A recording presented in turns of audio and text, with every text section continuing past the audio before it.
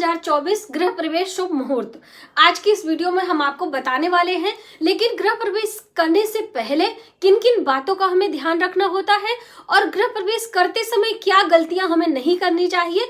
गृह प्रवेश होने के बाद कौन कौन सी ऐसी चीजें हैं जिन बातों का हमें ध्यान रखना होता है, जिससे कि उस नए घर में जो आपका नया मकान बहुत ही आपने प्यार से बहुत ही पैसों को खर्चा करने के बाद बनवाया है, तो आने वाली 7 पीढ़ियां उसमें सुखपूर्वक राज करें, ऐसी कामना के साथ आपको गृह प्रवेश शुभ मुहूर्त में करना चाहिए। और बहुत सारी ऐसी गलतियां होती हैं जो हम जाने अनजाने में करते हैं, जिसके शुभ परिणाम हमें नहीं मिलते हैं। जैसे कि आप सभी को पता है कि बहुत सारे लोगों को नया घर सूट नहीं करता है, बहुत सारे लोगों को नए घर में जाने के बाद बीमारियां हो जाती हैं, उनके धन अपव्यय होने लगते हैं, ऐसे कोई परेशानियां आ जाती हैं जिससे कि उनके परिवार का जो मेन सदस्य होता है उसे कोई अचानक परेशानी हो जाती है। तो ये सारी परेशानियां आपको ना झेलनी पड़े, इसके लिए आपको कुछ बातों का ध्यान रखना है। नमस्कार, वेलकम टू माय चैनल, मैं हूं मनीषा। दोस्तों, आज की वीडियो गृह प्रवेश से संबंधित है। गृह प्रवेश आप जब भी करें शुभ मुहूर्त में ही करें, जो कि अभी जनवरी के महीने में वर्ष 2024 में कौन कौन से मुहूर्त हैं वो आगे हम आपको बताने वाले हैं।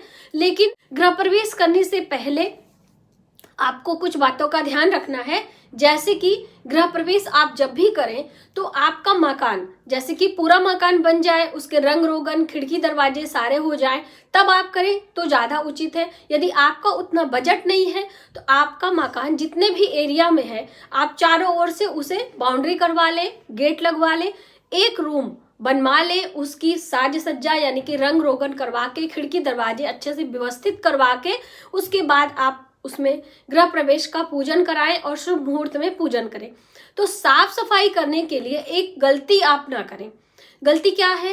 पुरानी झाड़ू का इस्तेमाल आप कदापि ना करें। नए घर में हमेशा नई झाड़ू का ही इस्तेमाल साफ सफाई के लिए किया जाता है। नए पोछे का इस्तेमाल यानी कि साफ नया पोछा हो उसी का आप बनाएं। दूसरा, आपको जब आपका गृह प्रवेश हो जाता है तो बहुत सारे लोग कुछ गलतियां करते हैं।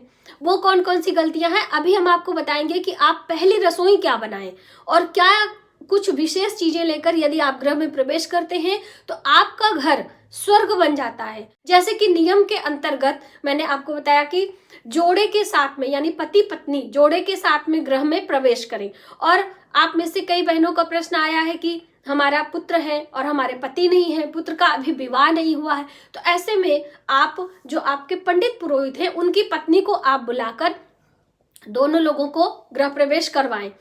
कन्याओं के सिर पर कलश रखकर पहले 5 कन्याएं गृह में प्रवेश कराई जाती हैं। तुलसी का बिरवा, जो तुलसी का पौधा होता है, वह घर में प्रवेश कराया जाता है। इससे वास्तु दोष दूर होता है, ग्रह शांति रहती है। घर में माता लक्ष्मी का वास माना जाता है, जो तुलसी का पौधा होता है उसमें, तो आप उनको प्रवेश कराएं। यदि आप सक्षम हैं तो किसी गौ माता को, बछड़े के साथ में यदि गौ को आप अपने घर में प्रवेश करवाते हैं स्वयं से पहले, तो भी आपके घर में शुभता आती है। आपकी कोई ननद नंदोई है, वो आपके पूज्य हैं, ठीक है, तो आप उन्हें आदर से बुलाएं और उन्हें मान सम्मान के साथ में गृह में प्रवेश करवाएं। साथ में सारे लोग प्रवेश कर सकते हैं।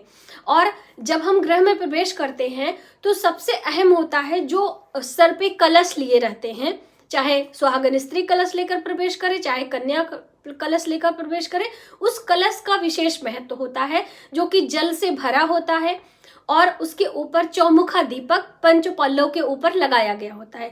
तो ये कलश घर के किस दिशा में रखना चाहिए? तो कलश आपको ईशान कोण में रखना चाहिए, घर के ईशान कोण। ईशान कोण किसे कहते हैं? पूर्व और उत्तर के कॉर्नर को ईशान कोण। तो ज्यादातर लोग यहाँ पर मंदिर बनवा लेते हैं। तो देखिए, अब मंदिर बना है या नहीं बना है, फिर भी आपको ये जल से भरा पात्र वहां पर कलश रखना चाहिए। और जो गणेश भगवान की प्रतिमा, क्योंकि गणपति प्रथम पूज्य देवता है, भगवान गणेश की प्रतिमा भी साथ में लेकर प्रवेश करना चाहिए। हल्दी की गांठ, अग्नि, ये सारी चीजें पुरोहित आपको बताएंगे, वो सारी चीजें आप लेकर प्रवेश करें। और साथ ही दोस्तों, आपको जो कन्याएं हैं जो आपके साथ प्रवेश कर रही हैं उनको आसन देना चाहिए, पुरोहित जो ब्राह्मण उनको आसन देना चाहिए और उनको भोजन खिलाना चाहिए। तो उसके लिए रसोई जो आपके ब्राह्मण भोज में, यानी कि जो आपने पंगत बुलाई है, जो आप हलवाई से भोजन बनवा रहे हैं, उसके अतिरिक्त आपका जो नई रसोई है उसका पूजन होगा। उसमें सबसे पहला आपको खीर बनाने की सलाह दी जाती है या फिर दूध बॉयल करने की सलाह दी जाती है।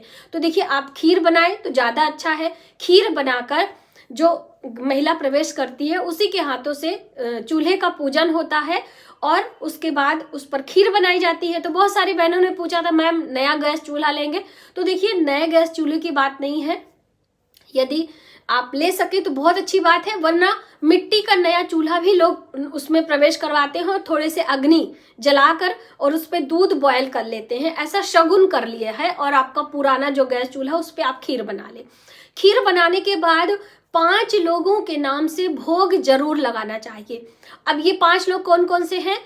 कन्या, गौ माता, आपके पितृ देवता, आपके कुल देवता, आपके जो ब्राह्मण हैं, वो इस तरह से 5 अलग अलग स्थानों पर आपको पत्तल में खीर निकालकर उन्हें भोग लगाना चाहिए। आपके जो पूजा मंदिर यानी जो गणेश भगवान वगैरह आप प्रवेश कराए हैं उनको भी आप पत्तल में दे दें।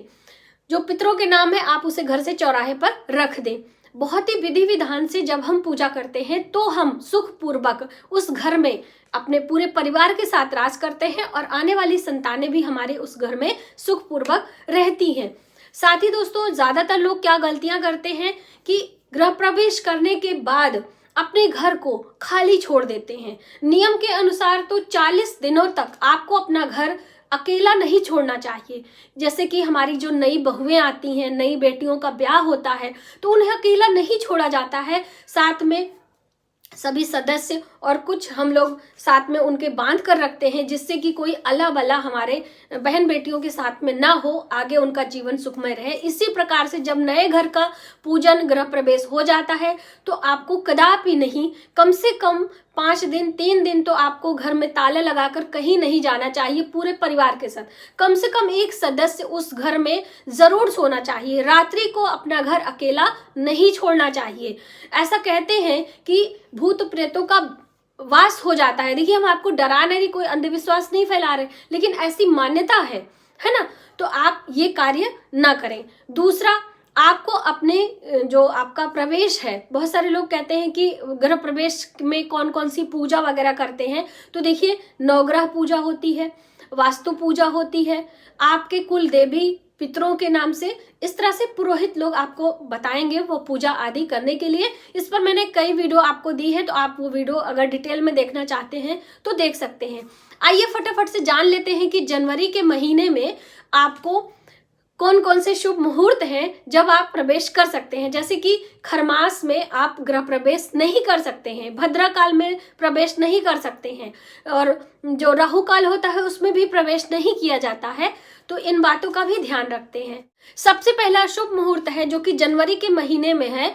17 जनवरी वर्ष 2024 को गृह प्रवेश का मुहूर्त है। दिन है बुधवार और पौष महीना है, शुक्ल पक्ष है, सप्तमी तिथि है। सूर्योदय से लेकर रात्रि 10:08 तक का समय गृह प्रवेश का है, लेकिन दिन रहते ही आपको प्रवेश कर लेना है। बाकी भोज वगैरह जो आप रसोई बनाएंगे वो आप लंबे समय तक करें, लेकिन सूर्य के रहते ही आपको प्रवेश करना है। मुहूर्त चाहे जो भी हो, लेकिन इस बात का भी आपको ध्यान रखना है। दूसरा मुहूर्त है 22 जनवरी को 2024। दिन है सोमवार और पौष का महीना है, शुक्ल पक्ष है और तिथि है द्वादशी, और सूर्योदय से लेकर रात्रि तक का आपका समय है। गृह प्रवेश आप करा सकते हैं। तीसरा मुहूर्त है 24 जनवरी वर्ष 2024 को। दिन है बुधवार, पौष का महीना है, शुक्ल पक्ष है और चतुर्दशी तिथि है।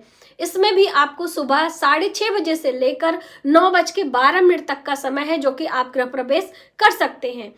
अगला मुहूर्त बहुत ही शुभ है जो कि 25 जनवरी को है और दिन है गुरुवार, पौष का महीना है, शुक्ल पक्ष है, तिथि है पूर्णिमा और इस दिन पुष्य नक्षत्र भी लग रहा है। तो ये मुहूर्त ज्यादा अच्छा है। तो आप ये सारे मुहूर्त जनवरी के महीने के हैं, तो आप इन मुहूर्तों में पूजा करें, गृह प्रवेश करें और अपने परिवार के साथ सुखपूर्वक व्यतीत करें। आज की वीडियो में बस इतना ही। यदि हमारी जानकारी आपको थोड़ी सी भी हेल्पफुल लगे तो प्लीज हमारी वीडियो को लाइक करें, ज्यादा से ज्यादा लोगों में शेयर करें और आने वाले वीडियो के लिए सब्सक्राइब करें। जय माता दी।